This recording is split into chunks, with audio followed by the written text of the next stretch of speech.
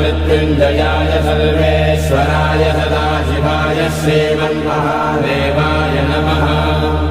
नमस्तेऽस्तु भगवन् विश्वेश्वराय महादेवाय त्र्यम्बकाय त्रिपुरान्तकाय त्रिकाग्निकालाय कालाग्निरुद्राय नीलकण्ठाय मृत्युञ्जयाय सर्वेश्वराय सदाशिवाय श्रीमन्महादेवाय नमः।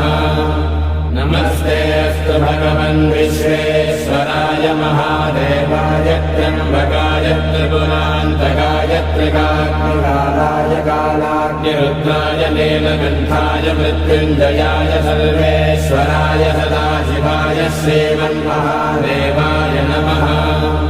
नमस्तेऽस्तु भगवन् विश्वेश्वराय महादेवाय त्र्यम्बकाय त्रिपुरान्तकाय त्रिकाग्निकालाय कालाग्निरुद्राय